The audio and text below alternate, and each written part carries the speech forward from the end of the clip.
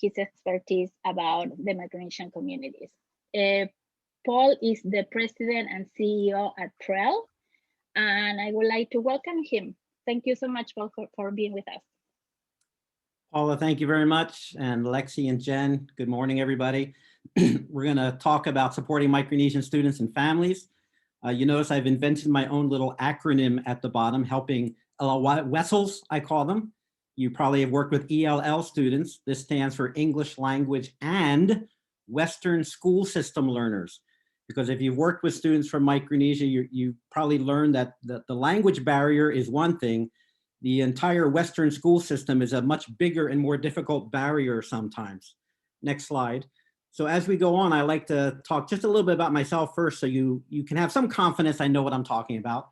In 1989, when I moved to Hawaii, I was a teacher on the Big Island, and I was in a school that brought in 30 students from the Federated States of Micronesia. And they drove me crazy, but I fell in love with them.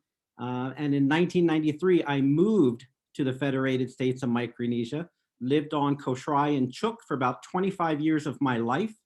I married an islander. We have 7 children of our own. And then we moved back here in 2017. But when I was down there, I was a high school teacher. I was a school principal. I taught at the college level. I was a state director of education. So I bring this up so that you know that everything I'm going to share with you is not something I read about in a book or read in a dissertation, but I experienced myself. Not only that, but twice in my life now, I've made a huge dramatic cultural move from one country and one culture to another. So I know what it feels like to move to a place and not know how to fit in right away. Even in 2017, when I moved back to Hawaii, it was a completely different environment for me. And it took me a year or so to get used to stores where there weren't people, there were machines working, or how to get on a bus, or how to pay my taxes again, or work with government. I still don't have a Hawaii State driver's license, but don't tell anybody, I'm working on it. So I know what it's like when you come in from a place, and I spoke English and was originally from Philadelphia, so it was a little bit easier for me. Okay, next slide. So I don't want to assume anything. So really quickly, when we talk about Micronesia, we're talking about 3 nations: the Republic of the Marshall Islands, and then furthest to the west is the Republic of Palau, and then in the middle is the Federated States of Micronesia. Someone from the Marshalls will call themselves Marshallese, or a Palauan will say they're Palauan, but the FSM is a bit unique in the middle because these are actually 4 very strongly independent states. So someone from Koshrai will not refer to themselves as a Federated States of Micronesian. They will call themselves a Koshraian or a Pohnpeian or a Chuukese or a Yapese. And these 4 states have different languages, some different culture. The religion goes from Protestant to Roman Catholic as we go from east to west. So it's important that we realize the word Micronesia is a Western construct. Many people from these islands don't call themselves that. They call themselves from the place that they are from. So as we talk about this region, I'm going to use the word Micronesia for simplicity's sake, but people from the islands refer to themselves very often from the island that they are from. And in places like Chuuk and Yap especially, there are a number of faraway outer islands which impact what students are prepared for when they move here. Okay, next slide. So one of the things people ask is, why is everybody coming here? Why are so many people moving here? And you may have heard this phrase, COFA, and it stands for the Compact of Free Association. And this compact is a unique treaty that the United States of America has with these 3 nations, the Marshalls, the FSM, and Palau. It doesn't exist anywhere else in the world. And what had happened after World War II is that the United States kept control of the Northern Pacific under a trust territory arrangement. And as the Cold War got stronger between the US and Russia, Soviet Union, these nations wanted their independence, but the US was concerned if we just let them go free, what will this do to our power in the northern part of the Pacific? So the idea was, we'll give them their independence. However, we'll also do it under this treaty where they'll still be under our military control, so to speak. So what the US gets out of this compact is they get strategic denial over the entire North Pacific. So while the Soviet Union is no longer a concern, countries like China or North Korea cannot build military bases in any of these countries. And if somehow war were to break out, and let's hope it doesn't, the US has the right to go in and build bases and to establish, their military presence in these islands. So it's about 2.5 million square miles of the North Pacific that the US keeps under its control under this compact treaty. Now, what these three nations get, or they get money from the US for education, health, infrastructure development. But what affects Hawaii and Guam the most is the other thing these nations get is free entry. To enter the United States from one of these three nations, all people from that area need is a passport from their country. They don't need a visa, they don't need a green card. And originally, the purpose behind this in the mid-'80s was to send college-age students to Hawaii and Oregon and make it as simple as possible for them to enter, get a good Western education so that they could return back to their islands and help develop the countries. What has happened, however, is over the last 20 years, especially as health systems haven't really developed as the way we hoped. Education systems have had some concerns. The economy really hasn't developed. Is that more and more people are moving here and staying here. In fact, almost 1/3 of the people from these three nations have left over the last 10, 15 years, and the plane lands in Oahu. So this is the first entry point into the US, which is one of the reasons why there's such a large population group here. Now, the compact is also important because part of the treaty ends in about 16 to 18 months, and that's the funding part. So the free entry continues into perpetuity, as does the US strategic denial part. But when the money, if that were to get cut off, that means all the teachers and health workers down there no longer get salaries. You can expect more and more of them moving this direction for jobs and for economic benefits. So while you may not have a number of COFA students in your community or your schools yet, expect that number to rise. So I know the renegotiations have reopened. There is hope that the compact will be extended, but I also think there's a very good chance that Hawaii will see an influx of people from those regions over the next year, year and a half. Next slide, please. All right, so I want you to first understand the educational background where many of our island students and their families are coming from. In an island setting, you were learning a skill, sometimes picked out for you by your family, a very specific skill. Because while in the West, we're very individual oriented. So we ask questions of our student. What is your goal 10 years from now? What do you want to be when you grow up? That's a Western mindset. It's not really a small island mindset where the collective group work together for the success of the community. So students would very often learn a very specific skill. Sometimes that was picked for them from, by someone else. So the group was more important than the individual. So islanders are very often used to thinking and acting in groups versus the Western mindset of thinking of yourself first, having a successful life, thinking about yourself. That's not the traditional Pacific way. Very often your teachers were family members or local elders who were treated with the same respect parents would be treated. In fact, one of the biggest adjustments for me when I moved to Koshrai, my first year teaching high school, was the number of parents who would tell me, and I taught 12th graders, I give you permission to spank my child. And of course, I had been a teacher in the West for a little bit where you didn't put your hands on students at all. And it took me about 2 years to realize this had nothing to do with capital or corporal punishment, I meant. This had everything to do with, Paul, while my children are in your classroom, you are their parents. I am giving you all the rights and responsibilities of a parent. And this is a very big trust relationship that takes place in a school setting with a Pacific Island student. So this will come back to something we'll discuss about when it comes to parental engagement, one of the many questions we get. I, as a teacher, was seen during part of the day as their parent. Knowledge was transmitted orally. We used songs, we used chants, we used stories. Memorization was a very important thing. Books were not a big thing.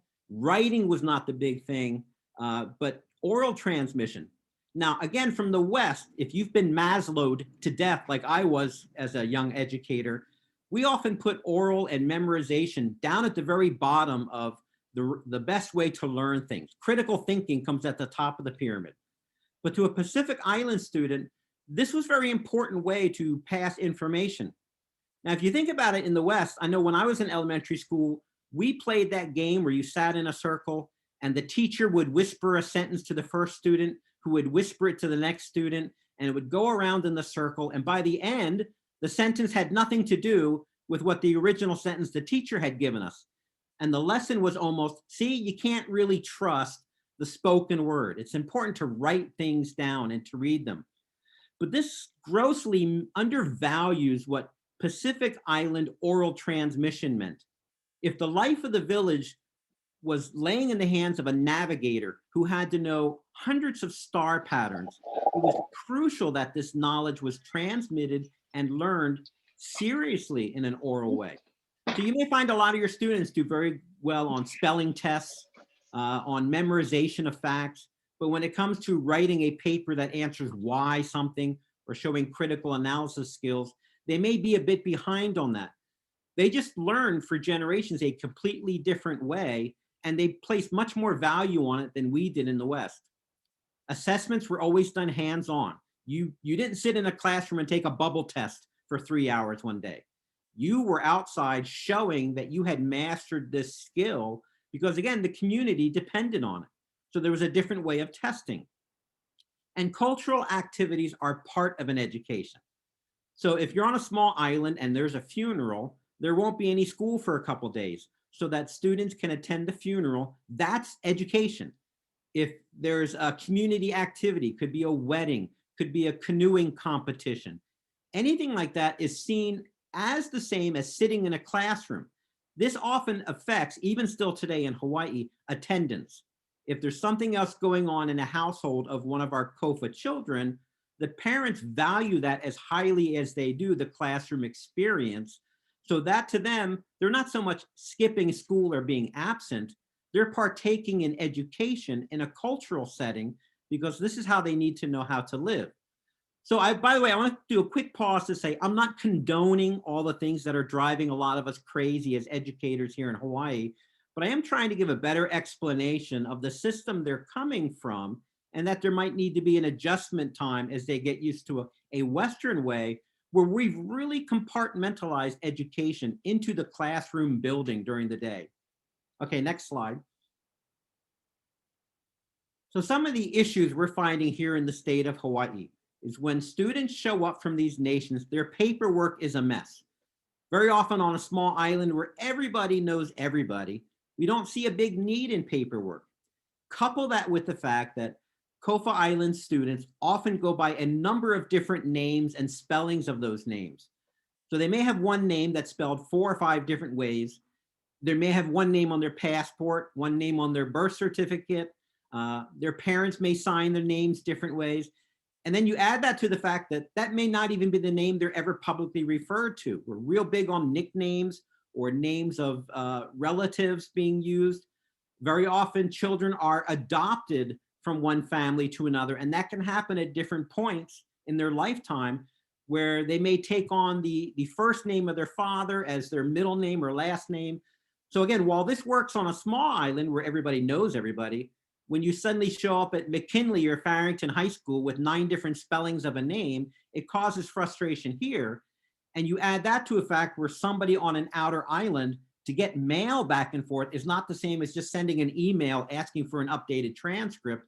It may be several months before a boat can travel out there and get paperwork changes. There's also a loss of the traditional safety net. So when you go to a school on a small island, everybody knows everybody. The teacher might be your mother. The principal could be your father. Many principals down there become principals because they own the land the school is built on. So everybody knows where everybody is. Everybody knows what's happening. And then you come to suddenly a much larger school system here where you don't know anyone, where a different language is being spoken, where a whole different concept of time is being instituted. There's a huge adjustment for a number of these students. And we find a lot of them are just kind of dropping out or vanishing or falling very far behind because that safety net no longer exists. Don't be underestimated by the fact they may get overwhelmed by new experiences. For my children, when they moved here, they had never seen an electric eye door before or an elevator, an escalator. They had never heard of things like Uber. We don't really have big buses on a number of these islands. So going to a school with even simple things, working electricity, working toilets, fire alarm red thing on the wall that says pull, and so the student pulls it. Aquariums in the back of the classroom. These are all new, and so sometimes students from this region may do things that you find annoying, but they simply have never been faced with this before, and no one's really taken the time to explain to them how an American school system works or what might be available to them in the classroom. And that goes for their parents also. Speaking of parents, we define parent a lot differently on a Pacific island than we do in the West. It's not just mom and dad. It can be anybody. We don't really have words for uncles and aunts and grandparents. Everybody can be a parent. In fact, an older brother or sister, if you come from a much larger family that may have 10 or 11 children, where the oldest child may be 15 or 16 years older than the youngest, they can be a parent. So down on the islands where we're not real big on signing papers or getting permission, the school is trusted to do things. Here in the West, where we want somebody signing something, and we prefer it to be the actual parent signing the same name over and over, there's going to be a learning curve for communities coming in. So you may often find that different people are signing things. Who is the mom and the dad? Why is the 5th grade sister signing something for the kindergarten kid? So these are still one of the things we're trying to educate the incoming community on, is that we need to come up with a good solid definition of who has the authority to sign for things or to show up for meetings. But there's also a housing issue. When people from COFA regions came in, and I faced this myself when I came in 2017, I didn't have a credit score. I had been gone for 25 years. Even though I had borrowed money for things down in the islands, those banks down there did not have relationships with the banks in Hawaii. So when a family moves in, they cannot get a place to rent or a place to live without a credit score. So what tends to happen for the first 6 months or longer is you move in with another family that's already here, which leads to serious overcrowding, especially in some of our Section 8 houses. It makes it difficult for children sometimes to be able to study or get homework done. So what will happen though is once that family, then the new family gets a job, they're going to look to move. And if they can get into their own place, which may be at a different school, it also may be on the mainland. We're finding that more and more families are moving off to the mainland on the West Coast. So we're seeing this transient population of young students who are at one school for a couple months. Suddenly they're at another school in the state for a couple months. Then they completely vanish altogether because they may have moved to the mainland, and there's never been any communication given as to why these moves are taking place. A lot of this simply has to do with the fact that when they come in, the parents have very limited choices on where to live due to the lack of a credit score. Now, this also impacts things like, how do we communicate with parents? Parents do understand that when you're living 16 people in a Section 8 housing, that if this is discovered, you can be evicted and then suddenly you're homeless. So there's a big concern on the COFA community part to not do anything to get everybody in trouble. So if a student gets into trouble, sometimes someone going to that apartment to follow up, nobody will admit to knowing where that student is because they don't want to admit there's 15 of us here. So we've been trying to find unique ways to communicate with the family without being seen as threatening or a danger to the way that they have to live when they first get here. So this is kind of a statewide issue, but it also ends up falling on the shoulders of the education system because we need to communicate with families, which has become even worse during these COVID times. With a lot of learning over the last year being done at home, what does that mean for our COFA students?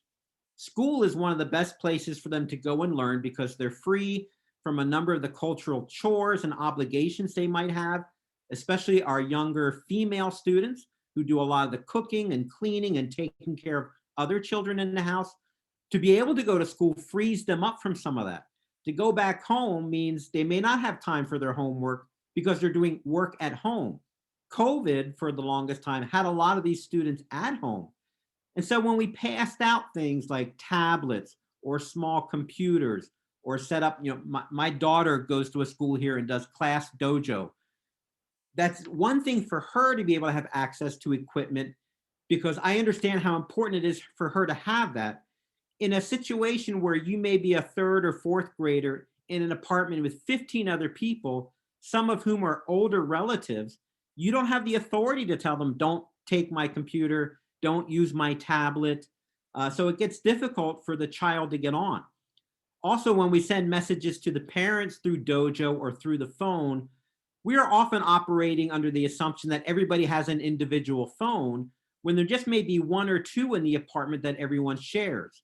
So it could look like a message has been read or been seen. That doesn't mean it's been seen by the parent.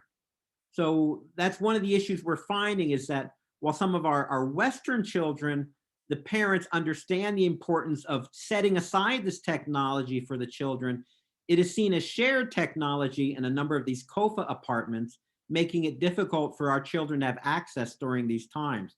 And that also, as I mentioned, a lot of the phone numbers are shared by a large number of people. Okay, next slide, please. So I want to get into a couple strategies as we prepare to start answering some more specific questions. We've been working very closely with the Hawaii Department of Education. I'd like to shout out and thank people like Dr. Yvonne Humble, Ms. Heidi Armstrong, who've been very helpful. Of some of these students, when they come in, can we set up newcomer centers instead of just throwing them in the 10th grade? So when a first or second grader comes in who's far behind on language, we have time to catch them up. It's a much different issue, however, for some of the high schools on Oahu, when students are coming in from outer islands where they've never had to speak English, and we're putting them in algebra class or 10th grade, and they're falling through the cracks. And I know how frustrating it is for a teacher too, when you've got 28 students at one level and you've got 4 other students in the same classroom at a far different level. So the Department of Education and PREL have worked together to set up some newcomer centers. We had one at Farrington High School. We're looking at others where students who, especially if on the WIDA test, they're performing at levels 1, 2, or even 3, we give them some time where we work on their English language plus some assimilation skills for them and their parents. It's important to show up on time. What does that mean, on time, to a Pacific Islander? It's important to fill out paperwork. Here's what happens if you get sick. So this 6-month or shorter or longer period, depending on where the student is an opportunity to get them to understand, here's how school works. And in the classroom, we have people who speak their language, people who know their families and where they live, who can help with a lot of this, instead of just putting them straight into a situation where we know there's a very good opportunity for them to fail. With the COVID situation, we're also looking at learning hubs, and I know others have brought this up. Is there a place that we can have Micronesian language tutors and maybe 10 computers set up where students can come, work, get the tutorial assistance they need without always having to take this equipment home where they may not have access to it? The equipment's a little bit safer there. We can make sure that the right things are being done and that the student is undisturbed and can work. And that if they have a question, and you'll learn that your COFA students are very quiet, and it's not just that they're shy. Keep in mind that in a traditional education, you didn't talk back to your elder. So even questioning a teacher can be difficult. But in a situation like this, where they're surrounded with a language they're familiar with tutors that may be relatives that they know and are trained teachers too, we want to see if this will work during this time of distance learning, not from home, but in a centralized place where they can get the help they need. When these students and their parents come to your school, do an individualized orientation meeting.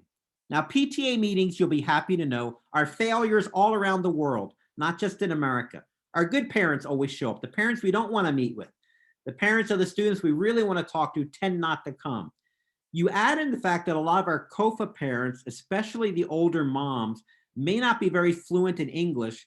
So when they do show up to a meeting, they'll sit in the back of the room, they'll smile, they'll say yes to everything, but that doesn't always mean they understand. While some of our more dominant parents will dominate the conversation, ask the questions, have a much smaller meeting with some of your COFA parents. Maybe bring in some people who speak the language so that they're more comfortable asking questions. Take them around the school. Show them all the different things in the school and how they work. Make sure they understand you can't just come at 10 o'clock in the morning and grab your son because an uncle has died. Here's the ways we have to do things here. But sometimes doing it separately from other parents will help. And then with some of your students, feel free to do a survey for your benefit. Questions like, what individual island did you come from? So maybe you can look at it on the map.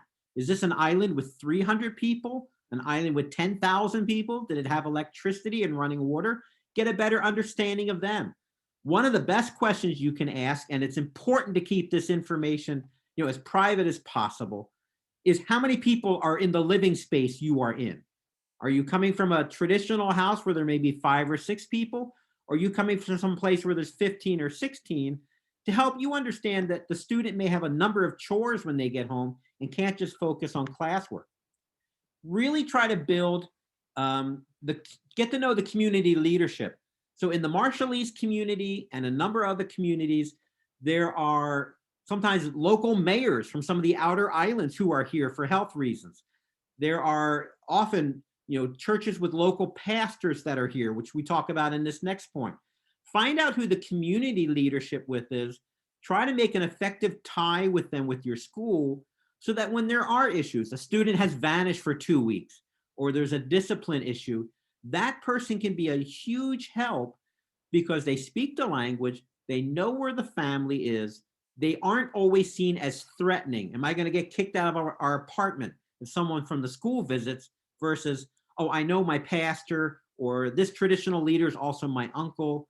They can be a big help in helping this transitional time. So try to find out who they are and gather from them what are the concerns the COFA parents are finding. So a lot of COFA parents are feeling that the education system, is failing them. We're finding more and more students kind of being pushed out, being emphasized, hey, why don't you try homeschooling instead of being in school here? And there's feelings of discrimination, of bullying, and there's frustrations on both ends. I want to recognize that. But sometimes if you get a chance to meet with the community leadership from these islands who also live here, better communication can take place. Almost every islander goes to church on Sunday. Find out where that is because they don't have their own building. They're probably meeting in another church building, which keep in mind too, that means they're not meeting at 11 o'clock in the morning. I know about a year and a half ago, I worked with the DOE and we had a Sunday afternoon. So let's do a meeting on Sunday when we don't think everybody's working. And we scheduled a meeting for like 1 o'clock when church was done. And all the DOE people and the PREL people showed up and almost no parents showed up. And I had made the stupid mistake of forgetting that when you're taking over someone else's church, you're going to have church from 2 and 4 in the afternoon when that church building is empty, not during the traditional church times. So find out where they're meeting, when they're meeting, and would they permit announcements to be made about, next week are finals. Please make sure our students are studying. Or here's a health checkup that's going to take place. Or if your student or your family is confused on how to use Class Dojo, we're going to have a small workshop Sunday afternoon here at the church from 3 to 4. Come, we'll have translators available. The church is probably one of the easiest ways, and a number of these churches have radio programs too, to disseminate information. PREL and organizations like We Are Oceania are very, very happy to help with translations of some of these announcements. Now, one of the things we've been trying to work with the College of Hawaii, Chaminade University, University of Hawaii, is would they allow some of their COFA students who are trying to get their education degrees to participate in tutorial programs at the elementary and high school levels for credit. So if we had a Chukchi speaking junior or senior at the university level, or that spoke Marshallese, could they do a 3-credit class at the classroom level where they're assisting in math and English and assimilation skills? And so it won't cost the DOE anything. It allows the student to get some credit, and it will have a practical help of a lot of our schools who just can't afford to have extra translation services or parents that were just paying a little bit of extra to be in the classroom. So possibly the Department of Education can be of assistance there as we try to push this through.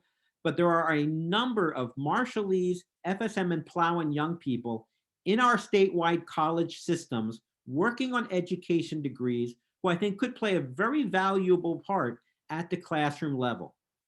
Then one of the biggest things I want to stress to strengthen these ties is Micronesians love good cultural activities. We love our volleyball, we love our track and field, we love our canoeing, we love softball. We have a number of holidays throughout the year. When I taught in Micronesian schools, sometimes we had a holiday on Tuesday just because it was Tuesday and we deserved it. We love a good day off. Tie these in, find out what these holidays are. So, Commemoration Day for Marshallese, the nuclear testing is a big thing. All of these islands have Independence Days when the war ended. They have all sorts of different events. See if you can get a calendar of what these are, and then maybe once or twice a year, have an island fair where the students come in with their parents. They do the dancing, they do the singing. You're quiet, shy student. You give them an ukulele or a keyboard, or you let them dance. You'll see what they're really like. Doing things outside of the classroom, which they often see as a very formal setting, and you're a respected, almost a traditional leader as a teacher or a principal, you'll see them transform into just a wonderful young kid with a lot to do and say when they're doing something in a more cultural setting. So use that as an opportunity to get to know the community. In the West, we're very big on get the activity done. In the Pacific, it's very big on get the relationship built. And as you build these relationships, as trust becomes more assured, you will find that you'll have a better opportunity to reach the parents and the community with just enjoying some of these cultural activities. And we love to eat, we love to sing, so you'll all get a good meal out of it, if nothing else. So I encourage you to share some of these cultural activities with the students. The last slide, because there's some people I do want you to get to know. Here's my email. Feel free to contact me throughout the year. I give a much longer presentation at schools, very often on Wednesdays. It can last about 90 minutes on the Wednesday afternoons, where I go much more in depth on some of the strategies I learned on what life is like. We're going to take some time here for questions, but if they all don't get answered, I'm happy to come. I'm happy to do it virtually. I'm happy to come to the school. So there's my email. I have a lot of respect for Miss Josie Howard. I didn't want to put her email up without her permission. If she's attending this today, please, Josie, type up your email. We Are Oceania is a wonderful organization in downtown. I believe it's at St. Elizabeth's Church, unless they've moved. They do wonderful work on health education and working with the communities. She's always available to come and speak at the schools. Miss Shanti Asher, who is Cotrian and Pohnpeian, worked for me for a number of years. Now she's the Pacific Liaison Officer at I believe the office of, I'm going to get it wrong, so I'm not even going to say it, but it's with the city of Honolulu. I think she may be attending. She can add up her email. So that's just kind of a brief interview of who Micronesians are, where are they coming from, why are they coming this direction, what are some of the gaps they're finding when they get here, and just a few simple strategies that you can implement in your classroom or at your school to solve some of this frustration, which is, I know, one of the reasons that many of you are here. So I do want to take like the last 10 minutes or 15 minutes to answer questions. So I'm going to turn it back over to Jenna and Lexi to share the questions that are probably being typed in. Thank you.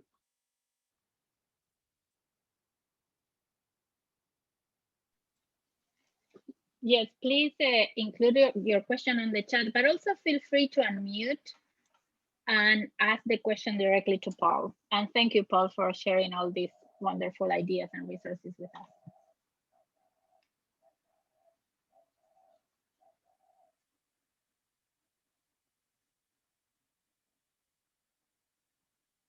Okay, a quick question I see about college. Students from the COFA regions do qualify for FAFSA. I think there's been some hope to change like the Perkins grants and a few others, but there's also a lot of scholarship money from their home islands. So the first step we do is we ask them to send their transcripts and college acceptance letters back to where they're from. If they're from the Marshalls or Palau or from one of the 4 states, to send that back because a lot of scholarship money is available there. And then they all qualify for FAFSA and usually the full amount. because they come from low income families. So those are the two best ways. They've tried to change things with work scholarship, which hasn't always been available to COFA students, but they can still get jobs too when they get to college. So we actually say it's quite easy to get the money you need. If you want to go to school, it's probably easier for a number of our COFA students than it is for some of the American students to get the money they need, because they're high on the list of this is the minority group we want too. Well, there is another question about if students learn English in their home islands, or is everything primarily in their native language? It depends. If you're from so most of these islands have one central island. So the Marshalls has Madro, their capital island, where the airport is. In Chuuk Weno Island's the main island. On these main islands where English is used, but when you get out to outer islands, very often it's all the local language, which is just to be expected. So you may have students coming in, and that's why I say find out what island they're from, not just what nation they're from. In Pohnpei and Koh Samui, the English level is much higher. But when you come from the outer islands of Yap or Chuuk or the Marshalls, they may be coming here with very, very little English language at all, which again, if they're coming as kindergartners, they'll pick it up quickly. Micronesian students are natural linguists. I knew many of them who speak 3 or 4 languages. My wife speaks 3 languages. In our house, we speak English, Kosraean, Pohnpeian, Chuukese, and Palauan. And it's not because I'm smart. I get yelled at in 5 different languages and I don't know what's happening. But the kids will learn the language quickly. The problem is when they come as a 14 and 15-year-old at the high school level and they speak very little English. There has to be some time for them to master, especially academic language and using of textbooks, because we just don't read down there. Suddenly they show up, we throw them 5 books. It's something brand new for them. I'm going back to go ahead, Paul. I was going to say, you're right. In the Marshalls, ask them what atoll they're from. And then maybe even from that atoll, you can find out the specific island. So some of these islands have 300 or fewer people. They're coming from schools where it's kindergarten to 10th grade or kindergarten to 8th grade, 2 teachers, 2 classrooms. So multi-grade on steroids. And the teachers have gotten no training on how to do this. There are a couple of questions about scholarships for kids to go to college. If there is a website, a roadmap that will help these kids, these scholars to go to college and access the scholarships. Okay, and I'll try to find better information, but again, step 1 is to have them fill out the FAFSA form. Step 2 is to have them contact the nation they're from and their state, because there are plenty of scholarship opportunities down there. Generally, what they need is an acceptance letter from a college. They need a GPA of above 2.5. They generally need a couple recommendation letters from a principal and a teacher. And then I think in Palau, the FSM and Marshalls, there's a list of necessary majors that we have an emphasis on. So we don't have any local doctors down there or lawyers or engineers. If they major in one of these things, there's a much better chance they get pushed to the top of the line of getting scholarship.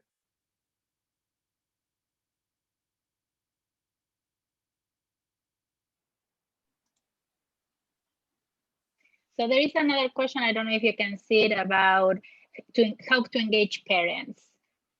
Yeah, this one, just a couple quick steps. Remember, sometimes you are seen as the parent. So, in the West, we want mom and dad to come to a meeting, and either they don't come, or an uncle comes, or nobody comes, or they come really late. So one of the things we're trying to help educate this population as they come in is there's a Western definition of parent that needs to be understood on their part. And that's why we also say do a meeting with only that community group maybe at the beginning. They'll feel a little bit more comfortable speaking up if they're not in a mixed community where very often the other parents will control the conversation or be more comfortable to speak. And we also said have maybe in April or March or once in October is going to be Micronesian Community Night. where we want the students to do a dance and a song, and the parents will always show up to that to watch their students perform. Please keep in mind too that a lot of our parents who are coming in aren't getting 8 to 5 jobs. They're getting second shift and third shift jobs, which means they're not always available in the afternoons and the evenings like normal parents are. My wife was always, when we lived downtown, she often worked from 4 to 11 at night. So this is a number of the Micronesian community. So don't just automatically assume they're missing the afternoon, evening meetings because they don't care. Try to find out what their work schedule is like. Terry, would you like to ask your question? Sure. Good morning. My name is Terry Skillman, and I work with the Hawaii Arts Alliance. The Arts Alliance just moved to the Downtown Arts Center on the corner of Nu'uanu and Hotel. So we're right above Satellite City Hall. And we are looking to try to build programming for school kids because Central Middle School is close by, as well as elementary schools are close by. And we want to bring in more programming that will engage the community. So I would love to be in touch with any of the Micronesian community culture bearers and artists who could help out. And if we could work on figuring out how to do programming that would support and engage the community, I'd really appreciate that. So if you have contacts and you would be able to help me connect, I'd appreciate it. Thank you, Terry. If you would just share your email with Jen or Lexi or Paula so I can contact you later. Central Middle School has done a great job. They've got a very good population. There's, I think, mostly Kosraeans and Pohnpeians there. Okay. Josie Howard has been there a number of times to speak. I can also get you in touch with some of the traditional navigators that live on the island and on Kauai. Okay. Micronesian young people love the arts. It's one of those things that's been de-emphasized, but singing, telling stories, drawing, again, that's how we did education. What sometimes you'll need to do though is make sure there's an explanation to the parents that these programs exist not because the student's in a remedial or they're in trouble. This is just another way to engage the students, and we can set up places for them. But if you'll send them the email, I will do everything I can, and I know Josie will be very helpful to connect you with people. Thank you. Jennifer and Paula both have my information. Okay. I'll put it in the chat also if you would like to get it there. Okay, thank you. Paul, there is another question about your comments on community learning centers for Micronesians, where you were sharing that they provide computers and internet access. The question is if you have successful stories that you're aware here in Hawaii, and if you would like to share some of those. Not so much yet, because like everybody else, we were blindsided last year. What we're trying to set up in a place called Box Jelly in Kaka'ako is maybe one of these centers with 100 computers to help that. There's a fairly large Chukis community in that area, a place where they can come. So we've submitted some proposals to a couple of the foundations in the state to see if we can do something. So I hope to have a success story soon, but we know what's working now is actually not working. Having the students take things home. We had spoken with Farrington High School. They had mentioned they were having almost a 60% loss of technology sent home. So we just felt maybe instead of sending things to apartments and homes with all that goes on there, is setting up a central place where everybody can come together, sort of a school outside of a school. So I don't think it's been completely implemented. I know Palama Settlement has tried some things, so they may have some information. Other places are trying this. We're just trying to ramp it up, especially during this distance learning time. Polly, would you like to ask a question? I think I see your hand up.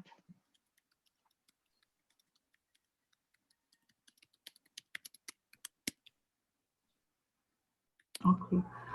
Hi, my name is actually Fulisua. I'm a PCNC or Parent Coordinator at Waimanalo School. And I just wanted to say, first of all, I really appreciate all your comments today because it actually clarifies a lot of things that we've been dealing with our families from the islands of Micronesia. We have a lot of Chukis families and one Marshallese family.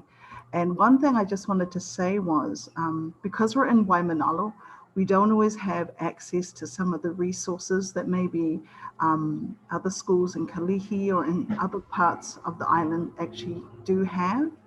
And I know that I thought it was an interesting point, and I agree with you about trying to connect with maybe church groups. But a lot of our families live in Waimanalo, but they actually go to church in Kalihi, or they go to church in Waipahu, or in other parts of the islands. So we are very scarce when it comes to language interpreters or translators for our families. And I know that we need to work more on it to educate our staff. And I appreciate too, because WOW has actually done a lot for us. A lot of them have, I have one of these social workers has helped us a lot, that we've actually been out to distribute food, which we do regularly now. And I've been able to take that over. But I just wanted to say, I appreciate it, but do you have any ideas for those of us who don't maybe have access to the same resources? We're a bit further away. You know, we don't have a lot of leaders in the Micronesian community here on our side, on the west side. Do you have any ideas? Yeah, a couple things are, the PREL website has a number of free downloadable things, but the number one way that Micronesian citizens communicate, as strange as this might seem, is Facebook Messenger. If your school had a Facebook account, and I can guarantee you almost all of your parents, even if there's only one phone being shared by 10 people, Facebook Messenger has brought the Micronesian community around the world together. I think we keep Facebook alive. So if you can find a way to communicate, and it's rare that people use their correct spelling names, they often use nicknames, but we are encouraging people to see if you can get a Facebook page for your school that can be seen by parents, that you can just communicate directly with parents. That is much more successful than it sounds as possible. By the way, I see a number of people are putting up comments about hubs that are up. We need to, Paula and Jen, Lexi, this would be great to get this all collated so it can be shared out. As usual, a lot of good people are doing good things that no one else knows about. Mm-hmm. I hope this is a very good starting point to get information out to other schools and to the communities out there. Here's something that's 100 yards away from where you live that maybe you didn't even know existed. The PREL website, we're just prel.org, PREL.org.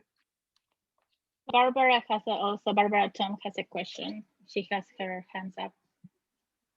Hi, Paul. Thanks for this excellent presentation you're doing today. I'll unmute my video so you can see me.